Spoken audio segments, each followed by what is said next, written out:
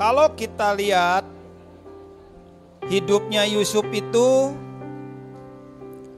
intinya hidup dia itu adalah jejak ilahi. Hidupnya tidak mau tercemar sekalipun dia bisa tercemar. Hidupnya bisa terseret menjadi hitam, dia pun bisa memilih itu, tapi dia tidak pilih itu. Dia bisa kepahitan, dia bisa terluka, dia bisa balas dendam, dan dia bisa lakukan apa saja, apalagi setelah menjadi Perdana Menteri. Apa saja bisa dilakukannya. Tetapi yang jadi masalah bukan itu. Dia tidak hidup berdasarkan perasaannya yang terluka, tersakiti atau jadi korban. Dia juga tidak hidup berdasarkan kondisi. Ada banyak orang hidup dikuasai oleh kondisi. Kalau kondisinya baik, maka dia baik. Kalau kondisinya buruk, maka dia jadi buruk. Dia tidak hidup di situ. Dia juga tidak hidup dari lingkungan. Kalau pergi dengan keluar dari ayahnya, dia nggak bisa berbuat apa-apa. Tetapi dia tahu satu perkara yang dia tidak dimiliki oleh saudara-saudaranya adalah dia tahu rencana Tuhan akan tergenapi. Dia menjadi benih yang bersih. Dia menjadi benih yang tidak terkontaminasi. Dia menjadi benih yang tidak mau sama seperti kebanyakan benih.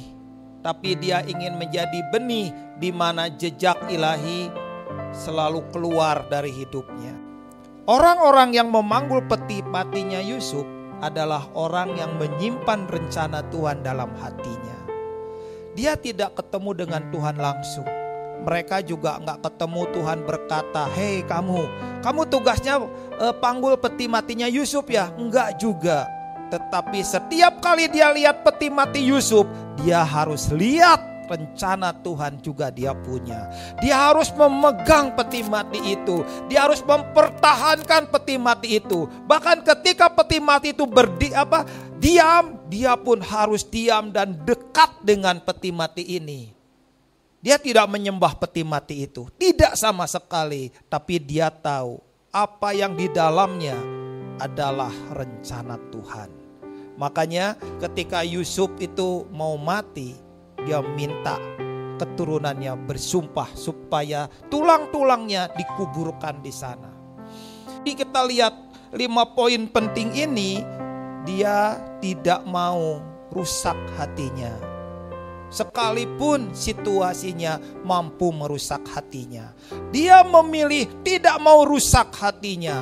Dia juga tidak mau memilih mengalihkan rencana Tuhan kepada yang lain. Dia nggak mau itu. Yang dia mau hidup penuh dengan rencana Tuhan.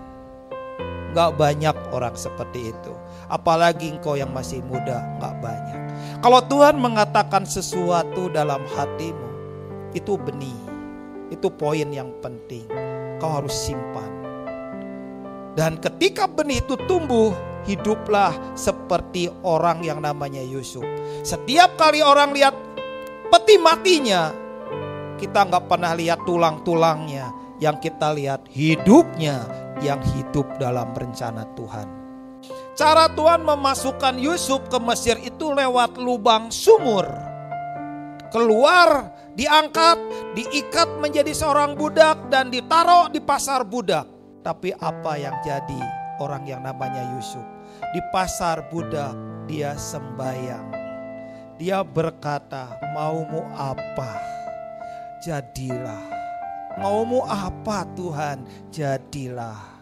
Maumu apa Tuhan? Aku mampu mengikuti." Ini perkara yang hebat saudara. Perkara yang besar. Di pasar budak dia sembahyang terus sesuai dengan rencanamu. Tapi Alkitab berkata, ini yang luar biasa. Ini perkara yang hebat. Tuhan menyertai ketika dia sebagai seorang budak.